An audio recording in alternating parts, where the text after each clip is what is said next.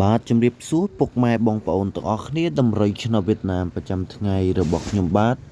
ក៏បានវិលត្រឡប់មកជួបពុកម៉ែបងប្អូនទាំងអស់គ្នាសារជាថ្មីទៀតហើយ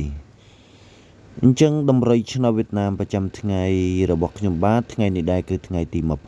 24ខែ11ឆ្នាំ2025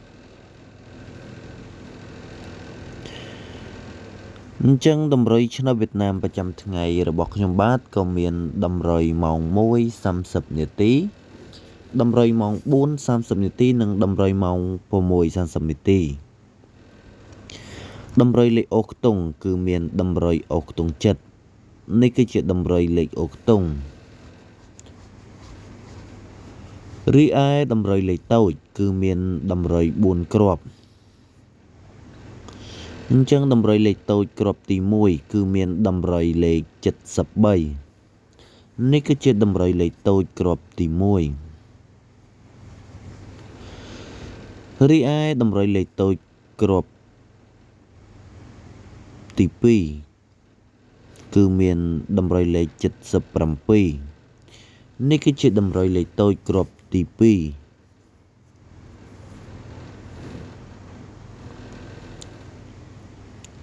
រីឯតម្រុយលេខតូចគ្រាប់ទី3គ្រាប់ទី3គឺមានតម្រុយលេខ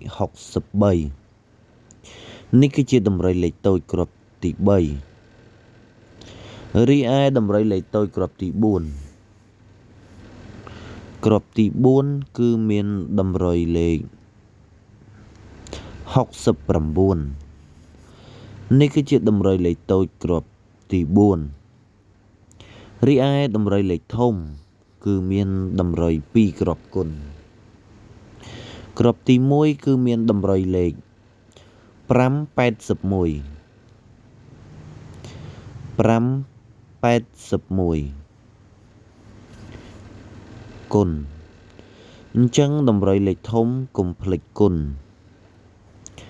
រីឯតម្រុយលេខធំគ្រាប់ទី2គឺមានតម្រុយលេខ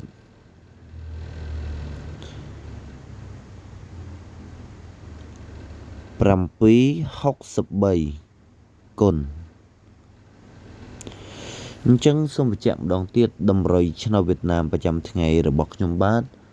ក៏មានតម្រុយម៉ោង1:30នាទីតម្រុយម៉ោង4:30នាទីនិងតម្រុយម៉ោង6:30នាទីតម្រុយលេខអូខ្ទង់គឺមានតម្រុយអូខ្ទង់7រីឯតម្រុយលេខតូចគឺមានតម្រុយ4គ្រាប់តម្រុយគ្រាប់ទី1គឺមានតម្រុយលេខ73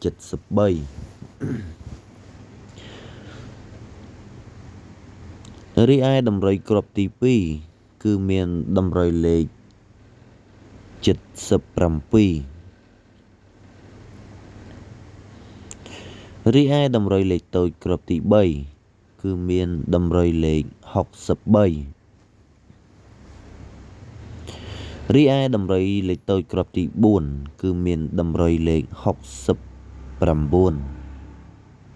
69រីឯតម្រុយលេខធំគឺមានតម្រុយ2គ្រាប់គុណគ្រាប់ទី1គឺមានតម្រុយលេខ581គុណរីឯតម្រុយគ្រាប់ទី2គឺមានតម្រុយលេខ763គុណអញ្ចឹងតម្រុយឆ្នោតវៀតណាមប្រចាំថ្ងៃរបស់ខ្ញុំបាទក៏មានតម្រុយតែប៉ុណ្្នឹងទេខ្ញុំបាទក៏សូមអរគុណនិងសូមជម្រាបលា